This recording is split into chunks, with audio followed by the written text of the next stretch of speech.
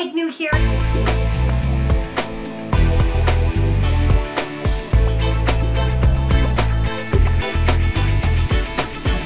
Welcome to my kitchen and this very, very classy backdrop of my cabinets.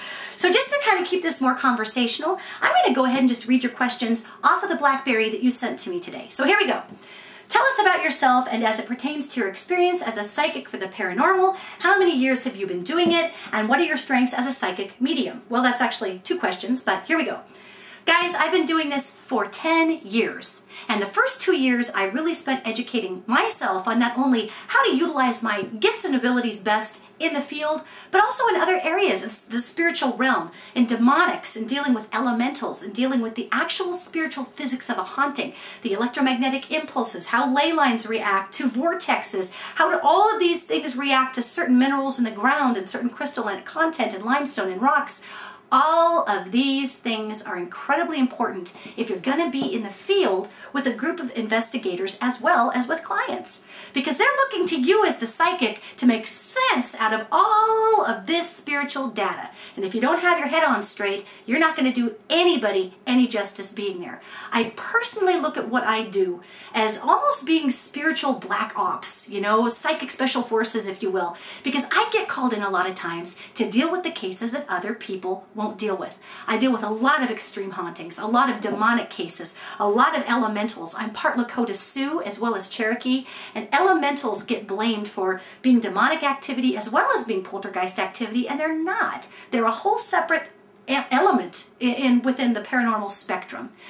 So what I do is go in and stand off this stuff and face it down, not because I think I have all the power, universe has the power, God has the power, but I have a lot of education in how to deal with this. And I'm also from Montana, and we do not respond well to being bullied. Montanans do not respond well to a bully culture.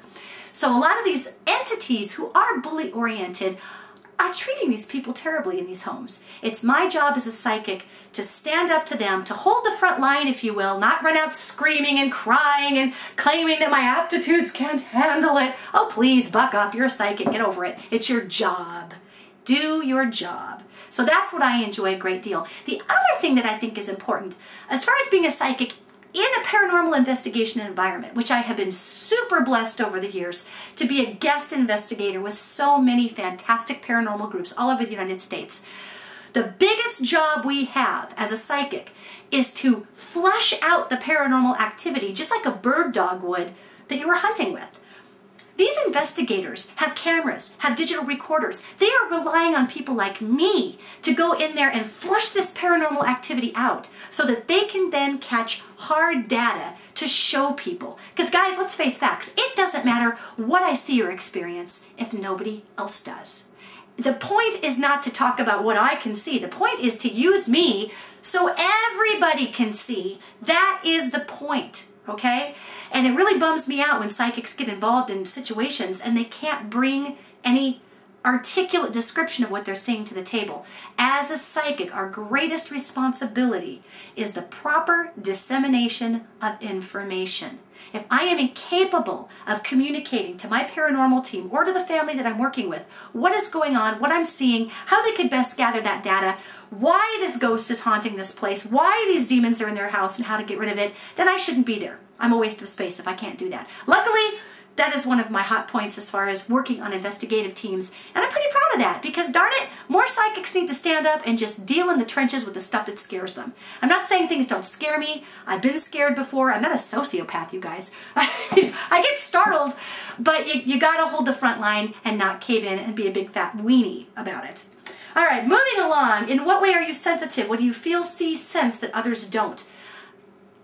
I am assuming you mean others who do not have these same aptitudes, okay? Because I feel and see and sense former people who are alive, horrible things that have happened in a location, great things that have happened in a location, the future of something, the history of something. I also experience on an empathic level the emotionality of all of those things. I would say probably my 5 top primary spiritual aptitudes are mediumship, which is speaking with the dead and having them speak to me back, clairvoyance, seeing the future, seeing the past, putting that into perspective and understanding the timeline on a situation, clairsentience, which is a general knowing list. It's like a huge, giant data download, you guys, where you get to know about everything as long as you are in that exact location. You are decoding spiritual information. That's clairsentience. There is a wonderful aptitude that I particularly love, that I'm very, knock on wood, blessed to have, that deals with touching an object. It's called psychometry. You touch an object and you pull off the information from that actual object.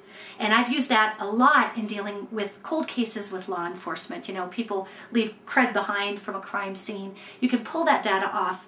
Also, in my channeling abilities, which actually technically falls under mediumship, I can channel the disembodied person and pass on the messages that they want to pass on. I gotta tell you guys straight up, I do not do full body possessions. It is irresponsible and it is completely unnecessary. It's also very unsafe.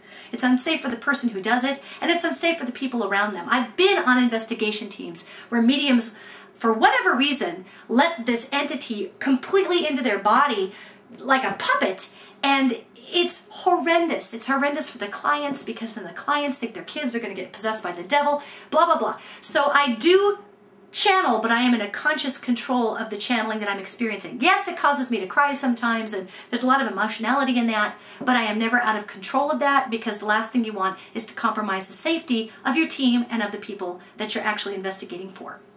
So moving on, do you sense spirits in a home or a location? Yes, all the time. There are many, many layers of spiritual activity everywhere you go. You would be freaked out if you realized how much residual energy we are navigating through in a day. It is huge.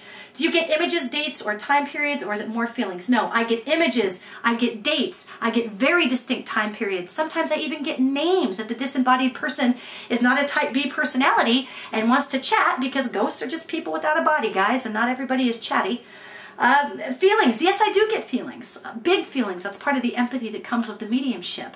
And the feelings actually are helpful in educating the people who are living in the haunted environment about why these entities might be tormenting, why they're feeling the way they feel. There is a why to everything. And 9/10 of ridding spiritual activity that's unwanted is figuring out the why. So, please add anything else you would like to say about yourself. Well, guys, the one thing I would say about myself is that I really feel a responsibility, again, to disseminate the information properly. I feel a responsibility to get right in the trenches, to shake that paranormal activity out, to educate the people who live in the home how not to be frightened of it, to chase the demonic activity out if that's what's necessary, and not to turn tail and run because I just can't take it because I'm so sensitive. God, really? What is with psychics who can't do their job? That chaps my hide like you would not believe.